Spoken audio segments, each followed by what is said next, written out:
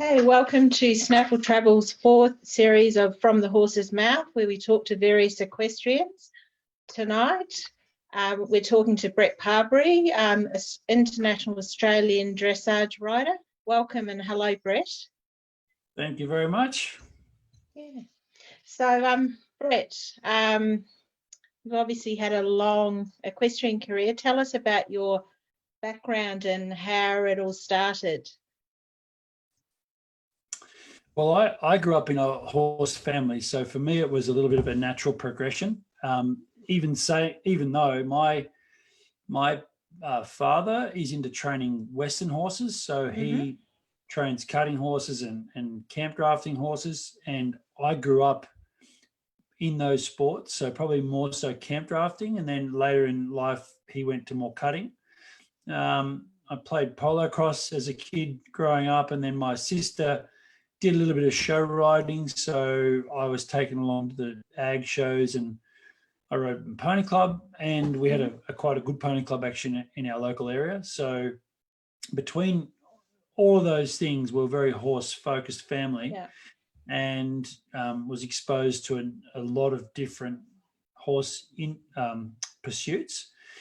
My natural instinct was not to go to dressage, funnily enough, but my father's always trained on a dressage principle or dressage principles and a dressage philosophy. So I've always had it drummed into me about, feeling and timing and balance and all the different bits and pieces. And Dad would always be reading a book. There'd always be a book on the dining room table where he'd sit out there. We'd all go in and watch some television. He'd sit out there reading books, and then so yeah, that's really strong influence. Then led me when I got to the end of my rodeo career to have a look at dressage as a possible option, and yeah, just I guess that love for it as a kid growing up. You're never sure what infiltrates you as a kid growing up, and I just thought I'd give it a go, just more out of curiosity than anything. And it's turned into a career. So yeah, amazing. And used to be a champion rodeo rider. Oh, I don't know about champion. That's probably a bit overstated. I rode well. I was competitive. I made the national finals here in Australia a couple of times, and then I rode in Canada and the United States on the pro circuit there for a season.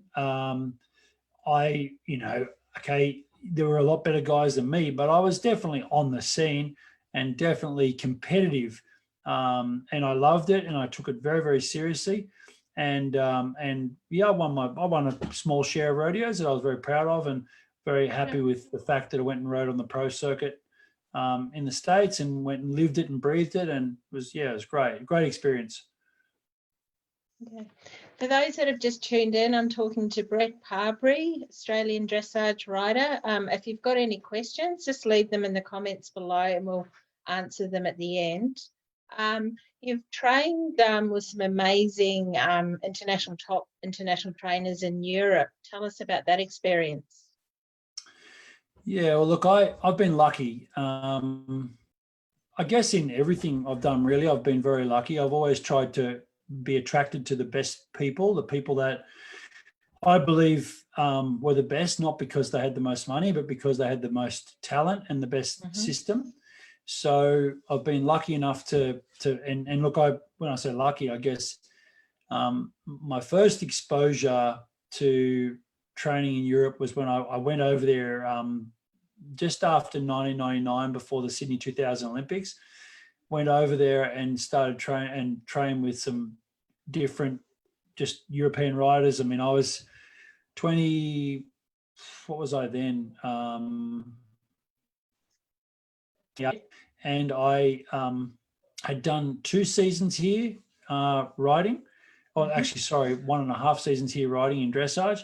And I just felt like I needed to go to find the best in the world. So I went to Europe, and I just ended up, I was 28 years old, and I was back rolling up bandages on the side of the arena with all the 18-year-olds, which, I'd already had a career in one thing and I had a profession, but I wanted to go and learn from the best. So I went and worked for free and sort of hustled my way around Europe for 2.5 years, and then came back to Australia and started my own stable, and then repetitively went back every 6 months from 2004 right till 2012. And I've been back in 2016 and as well. But virtually by the time 2012 rolled around, I'd spent probably 6 years, exactly half of that time in Europe and half of that time back here, just in various stints with different horses. And yeah, lucky enough to train with the likes of Ulla Solskjaer, who was the Australian coach at the time, and went and worked for her for free for 3 months. And middle of winter wasn't that pleasant, but that's what Germany's like in winter. And then went back and was with Huberta Schmidt and Holger Finken, and I've trained a little bit with, a lot with Edward Gall, and then with Tom DeRitter, and various trainers over there, and really enjoyed it. Yeah, no, that's fantastic. So you've represented Australia at 2 World Equestrian Games, one in 2010 at Kentucky, and then in 2018 at Tryon, both in the US. How was that, like the experience with that and all the training that goes with it? Oh, look, it was great. I mean, 2010 was with Victory Salute, who was this beautiful big horse that was bred by Carol and Lieutenant here in Australia. And funnily enough, both horses that I've represented and competed in the World Games with were both bred in Australia and owned by the breeders all the way through their career. So that kind of destroys the theory that you need to have the big, expensive imported horse, because these horses were bred here by good people and owned and held by really good people all the way through their career. And they believed in those horses, and they believed in the training system that was around them, which are way more important ingredients than buying a fancy horse. The experience I had were great. In 2010, I'd come off the back of a very disappointing 2008. I'd been over there trying to make the team for the Beijing Olympics, and ended up, it was my first time in Europe with the horse. Like, I'd always been there as a worker. This time I was back as a client, and I learned a lot. It was a great experience, and I felt like I was peaking towards the end of the trip, which probably could have earned me the right to make the games, but the selectors decided that I wasn't ready, so they left me out. And then I came back, and with that sort of passion that and almost frustration I came back from that trip with, I went through the whole of the 2009 season undefeated. I was really so determined to show them that I was worthy of that opportunity. So then that enabled me to earn the right to go to the World Cup final in Sertogenbosch the following year in 2010, which was great because it put me back in Holland, where I'd sort of become very familiar, and I felt like Holland was almost like a second home to me. So I went back to Sertogenbosch and rode the World Cup final. And at the same time, a couple of people that I was really good friends with, had been good friends with them for about, nearly 10 years, Edward Gall and Hans-Peter Minderhood and Nicole Werner, they had their own stable in Holland, and they were doing really well with Totalis. And I'd sent them an email saying, hey guys, I've made the World Cup final. Can I come base with you for that year to have a season over there? And they were straight back to me, and they said, no problem, come base with us. So that was a really good season. So I was lucky enough to be in the same stable as Totalis through his reign as the best horse in the world, and to train with great trainers like Edward, particularly, and Nicole, and to bounce off people like Hans Peter. So that year, coupled with a really good 2009, where I sort of figured out exactly what my training had developed into, and then putting that back into the European stage with some really good information, led to just an absolute dream year, where I had a lot of success. I was third in Rotterdam at the big Chio there. I was seventh in Aachen at the big show in Aachen. And I won the special in Hickstead, and ended up then going on to the World Games, and ended up being 10th in the Grand Prix, and then I was 9th in the special, and then I was 9th overall in the final. So that, coming off the back of a really strong and good European season, being in the stable with Totalis and being around that machine that was around him, on a great horse that was owned by an Australian and bred and owned by an Australian, was just a really wonderful, wonderful time. And I felt like, I remember my wife saying to me my wife Mel said to me in the hotel that night after we got back, we'd had some drinks and we got back, and when I got back to the hotel, all the other team members were out to help me celebrate, which was the eventers and everyone. And we finally got back to our room, and my wife said, "So, are you happy now?" And I said, "No, I want to do it again," And so, yeah, and then we had a bit of trouble, like a bit of bad luck, where Victory Salute then passed away later the following year, about 1 year, a bit over 1 year from then.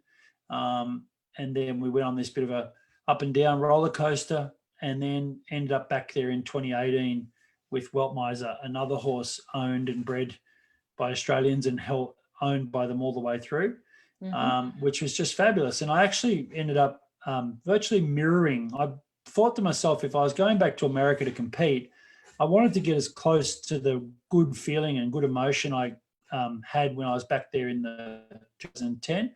So I actually went back and based in Kentucky for 6 weeks prior to going down to the World Games. And it just so happens that our very good Australian friend Dan James of the Double Dans, he lives in Kentucky, and he lives on a place which has a beautiful, really beautiful Martin Collins arena.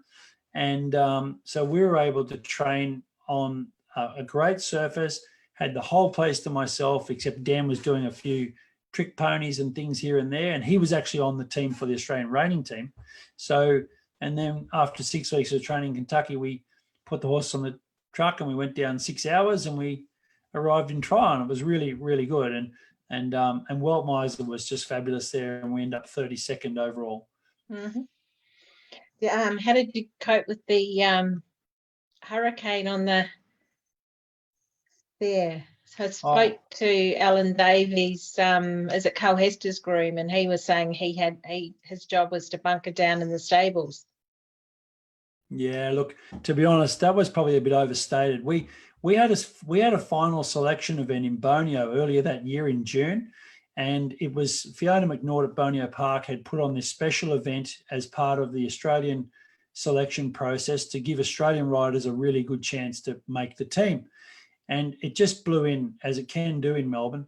It just blew in this enormous weather event that was actually worse than the hurricane that stopped the World Games. So our final selection event had way worse weather than the hurricane that stopped the World Games at Tryon. So we didn't do as much at all. Yeah, and it was interesting because I was at the freestyle was cancelled. Yeah. Yeah. So who's your, I mean, you've had many horses over the years. Have you got a favourite horse? Oh, look, it's a bit of a hard one. I guess my real, like the best time I've ever had was with Victory Salute, and he was a real special horse for me. I'd spent so much time in Europe with him and so much time traveling with him that I couldn't help absolutely loving that horse. But, in saying that, they're all special, like Lord of Loxley and Whisper, when I had Whisper, and then coming right through. One of my favourite horses that we never really ever got to compete at a high level was Shiraz Black, because when he was 5 years old, he went back to Mary Hannah, but I had him for 2.5 years at the beginning, and he was a fabulous horse. They've all been really, really special, and I've had a lot of them. My body, every time I wake up in the morning now, I feel that stiff and sore that I just remember every single one of them. I'm Yeah. broken. Yeah, you've got a job, family, and you train, and you've got your equestrian centre. How do you juggle it all and manage? Oh, look, we go pretty hard. Mel and I, and we have one girl works for us now.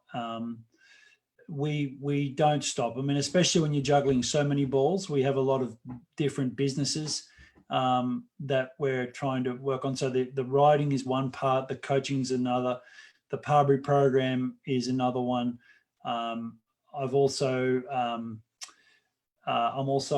a certified practicing valuer, property valuer. So I'm a property valuer as well. Okay. And specializing in the valuation of equine assets, which, funnily enough, there's actually a lot of work in that, and I am getting quite a bit of work with that, just on a separate note. So between the whole thing, we've pretty much every minute of every day is accounted for with something, but it's all about just allocation of time. And my riding time is from 7:30 till 9:30 or 10, and then I get into my property work, and then I might do some Parbery program stuff, and then back into the property work. And as soon as I finish tonight, I'm back out there onto some property work that I'm doing at the moment.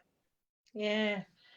Do you have a favourite when you've been overseas? Do you have a favourite event that you like to attend or compete at? Well, there's really four. When you talk about dressage, because it would change for every discipline. When you talk about dressage, there's really four events that you want to tick off, and they would be Aachen would be one, the World Cup final would be another, the World Equestrian Games is one, and the Olympic Games is the last one. Now, I've been lucky enough to tick off three, and I've been reserve or very, very close to getting on the team for the Olympics on two occasions, in Hong Kong and then in Rio. So I'm just really fighting to try and get that last one, and they'd be the four main competitions to go to. But as far as favourites go, I've been to some beautiful shows over the times, and one of my favourites I think back to was a show in Pompadour in France, and it's really your stereotypical almost movie set. It's the States. Well, it's the French stud for the French horses, and there's a beautiful old castle in a really small village, and the showground is this little sort of like manicured tree, little river running past it. Just a beautiful, beautiful venue, and the whole town. The town becomes the show. So that was just a beautiful show. And you go down to the secretary's office every morning, and there'd be a big fresh basket of croissants. Croissants, and you just grab that, and it's just great. So I love my French shows; they're really good times. But I would have to put the German shows. The Aachen would be definitely riding in the Parade of Nations at the end of Aachen, where Australia being one of the A countries, we get to go out first, and to have that whole Aachen arena and a whole full grandstand of people clapping for you is just something to remember. Yeah, they'll wave the white hankies, and it's pretty spectacular. Yeah. So anyone that's just tuned in, I'm talking to Brett Parbery, Australian dressage rider. If you've got any questions, please leave them in the comments, and I'll answer them at the end. We'll answer them. You had a bad fall in October last year, and you broke your hip. Was this a life-changing moment for you? And can you elaborate on the changes you've made since then? Yeah, it was. Look, when I was riding at that time, I was employed by Warlinga Park to produce a team of dressage horses and to ride those horses. And it happened that there was some work being done on our stable complex at Warlinga Park. So we decided to bring all of the horses from Warlinga Park back here to our home, because our home at that point was empty. We'd gone from having a really bustling business 3 staff and 2 riders and a whole stable full of horses to virtually an empty place. So we decided along with Terry that we'd bring the stable back home here for a while. So we'd been at the Nationals for a few days, and it was the Monday straight after the Nationals where, and it was the 4th horse of the day. It was a new horse that we just bought from Queensland, and it was only my 4th ride on him. And I happened to be in walk. I was just in walk, and I was actually I had an earpiece in, and I was talking to one of the girls at Warringah about the breeding program, the upcoming breeding season that was happening, and what mares were going to join with what stallions. And he just spooked and just caught me just completely on loose rein, and absolutely, like he meant it, and absolutely slammed me into the ground. So that incident probably didn't change my life, but what happened after that probably did, because then I realized that a few decisions were made without my consultation, and I realized that probably I didn't have as much control over things as I liked. So I decided to probably look towards getting a bit more control of my own destiny through my own reinstating my own brand and my own business, and probably having less exposure to the horses, which led to me reinstating my property valuation license. So it took me 3 months before I could really walk properly, and even now I'm really sore. I'm not riding to probably the capacity where I was. Still incredibly sore at times, but getting better, and still training a horse for Warringah. So there's, it's all good there. But definitely just shone a light into where I needed to be going forward, and that I needed to have control of my destiny and really some options as I was getting older through my riding career. I still have the passion to want to ride to my best. I'm still the time I allocate to my riding, I'm probably doing it with a lot more focus, because the numbers are smaller and the reason is greater, and to do it. So I'm riding with a lot more focus and a lot more purpose. So that's good, and it's nice having the variety of work to keep my mind stimulated, because I like to be involved in things and be busy. So probably it's been a change for the better. Even saying that, I really enjoyed my time at Warringah. It was great to be involved with that. That's an enormous animal in itself, the Warringah beast. Yeah, it looks beautiful. I haven't been there myself, but it looks amazing. Yeah. Oh, it's mind-blowing. Yeah. Absolutely mind-blowing. The vision of Terry Snow is we're very, very lucky to have that in Australia. Yeah, no, very lucky. You now have your the online coaching system, the Parbery program. Tell us about that. I've got a few clients that have they're on it at the moment, and they just really love it. So it'd be great for people in Victoria as well with the COVID and everything. Yeah, well, that's what we're finding. Like, we're finding as people are struggling to move around, that they're investing time into their own knowledge. And really, I mean, it's really interesting. Like, I'm really interested to watch how people learn and watch how, and I do it because I do it for myself. Like, I love working out how I can learn, how I can implement things better.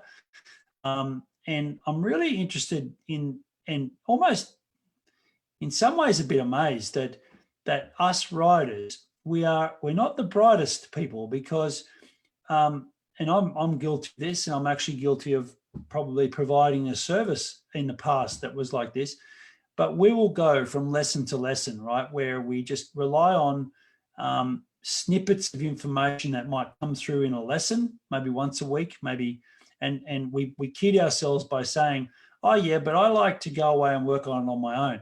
Yeah, but you're only getting 20% of the info that person can give you. It's impossible to ride a horse be incredibly focused and take on every single piece of information that that instructor or rider is giving you at the time, or coach. And then what we do is we then vary it. We go, oh, I'll go train with this person. I'll go train with that person. Oh, this person's out from Europe. I'll go have a lesson with him. And then we put ourselves, you imagine trying to do a university degree on that model. Like, how could you do it? How could anybody become a professional by learning on that basis? And we then try to become great horse riders with that model. And a lot of really intelligent people that have probably done university courses that have had syllabus and tutorials and lectures. And you imagine trying to do a university degree just surviving on one lecture per week, and then having to ride a horse where you're thinking of other things at the same time. It just cannot happen. So the syllabus elements to what the Parbery program enables someone, and look, it's my system. I try not to word it that it becomes too overbearing. I like people to develop their own system. My view is that if we do our job properly, every single rider should be able to develop their own training system based off the information we give you in coordination with their existing coach. So the whole basis of the thing is to get people doing extra work off their horse, invest time off your horse to become better on your horse. And that's another thing. Like we live in this world where we treat it like a hobby, but we want to be really good. So, you can only be really good if you invest time into it. But then we treat it like a hobby, because as soon as we catch the horse, we get on, then we start thinking about it. Then as soon as we get off, we start thinking about something else, and we go and do our other thing. So it's a bit like a hobby, but we get a bit we kind of over expect what we do without putting the time in. So we call it extras in the program. Do your extras off the horse. And in the early stages with the program, it's about the syllabus, actually learning about a training system, and then developing your own training system via the 6 modules. And then if people wish to, after they go through the fundamentals program, they can come into the gold program, which is a way more supportive, way more community oriented, because with dressage, you can go to a dressage show, and if you really want, you might see 2 people, the coffee guy and the gear steward. And that's it. You don't even have to see anybody, right? So it can be very lonely as a sport. So our view is to put a community of like-minded people together where we don't accept any negativity. And to be honest, people don't naturally want to be negative anyway. Certainly the ones that are attracted to this don't want to. We've got a fabulous community of people that are in our program who are supportive of one another. We've got a range of people from people who are really starting their riding career right through to some Australian representative. We've got gold medalists in the program, which I just love, that they're able to draw from the program and draw from the community. It's almost like we've created something and it creates its own life in the gold member program.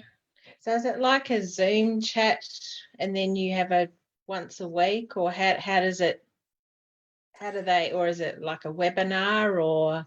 Oh, look, it's way more than that. It's daily stuff that comes through. So, with the gold program, once a week we catch up and we have a theme. Like tonight's theme, which we did at 6:00, was about career management. What is career management when it comes to being a good dressage rider, getting what you want out of it? Well, one of the first things is good horse selection. What horse selection enables me to invest the time and invest all the extras, and it comes out the other end. So one of the things in good horse selection is knowing your own strengths and weaknesses.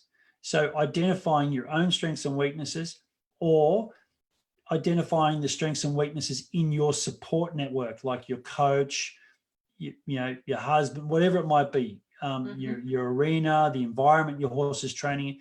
Really understand yourself and understand the support net of the whole thing. Choose a horse that will fit with that, and then invest in people or invest in, like, I don't have to preach to the converted to the program because they're already in there, but invest in learning some structure off the horse, and invest in learning about creating good habits that enable you to hop on your horse and do things instinctively because you've made it a good habit.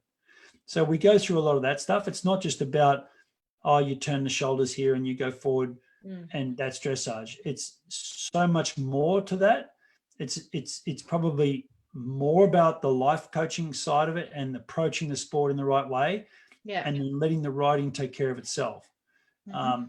And so, it's the fundamentals program is as complicated or as basic as someone wants to make it. We've put the words out, we've put the videos out, we've put all the learning material out. It's there for lifetime. People can keep coming back to it. There is something in every sentence. You read it one way one time, you come back and read it another way the second time. Third time, you'll get something more out of it. Like, it's something you can draw upon for the whole of your life. And look, here I am trying to be like, I'm the worst salesman in the world, because the only reason I can say that is that I wouldn't sit here and say this if people were pulling out of the course left, right, and center.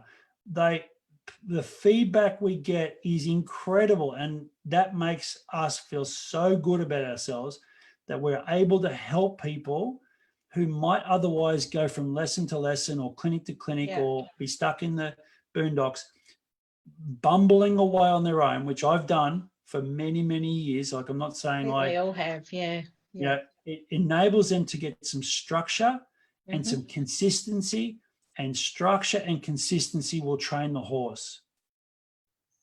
Yeah, no, it sounds fabulous. I know, the couple of the ladies have been on my tours have said it. Yeah, they've been very impressed. So, that's great. So with COVID at the moment, have you had any competitions that you've entered you've had to cancel, or any travel plans? Oh, look, my clinic income just fell through the floor. That's non-existent, certainly in Victoria. There's a bit of stuff happening in New South Wales, which we're thankful for. COVID has definitely affected us, but not as much as some other people, so I'm not complaining.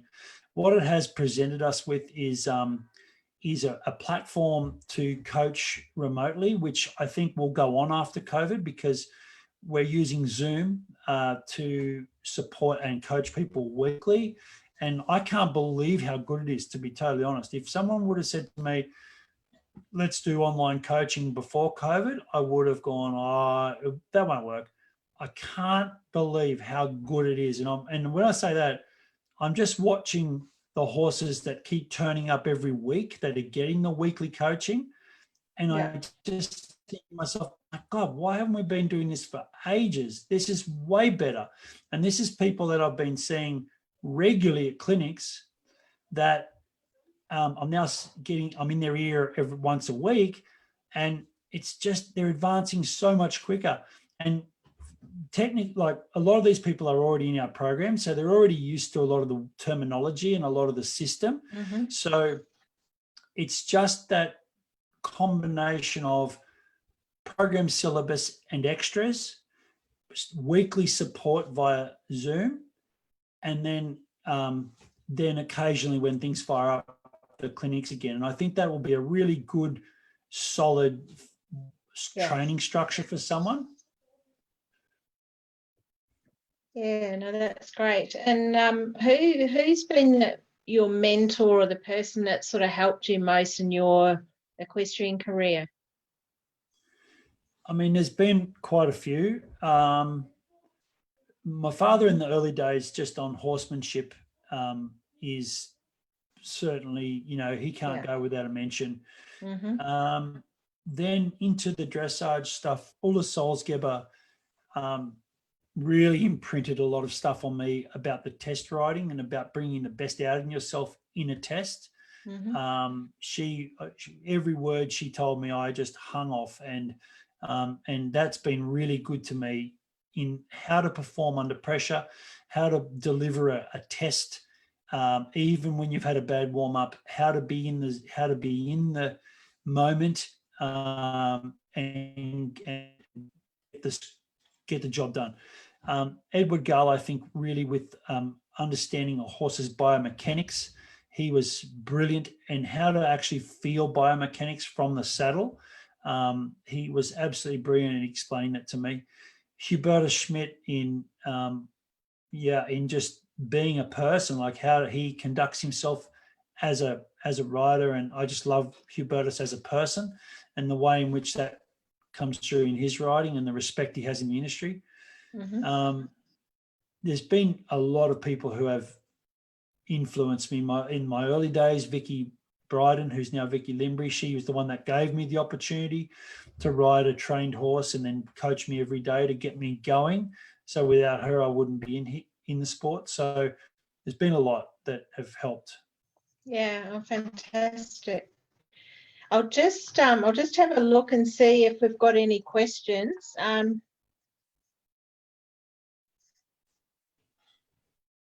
Someone was just asking, what special horse do you have now coming up? I've got a 7-year-old. Well, he's actually technically 8, but he's a European 7, called Spot On. He is a really, really talented horse. He's very big, which suits me. Quite hot, which is also good. I don't believe we'll see the best in that horse until he's at Grand Prix. I think he's one of those ones that will look quite impressive, but he'll always look a bit weak as the levels go through. But then when he actually finally learns everything, and then finally his body fills up and he gets strong, I do believe that he will be fabulous. He's doing a little bit of everything for the trot work in the Grand Prix, a little bit of piaffe steps and a little bit of passage steps, but now just sort of meticulously taking him through the canter work. That will be a really, really nice horse for me. And he's really the only one, apart from I have 2 others that I ride. One's a lovely horse that I had in training years ago, but he's now 15. And he's a lovely horse owned by some very, very good friends of ours.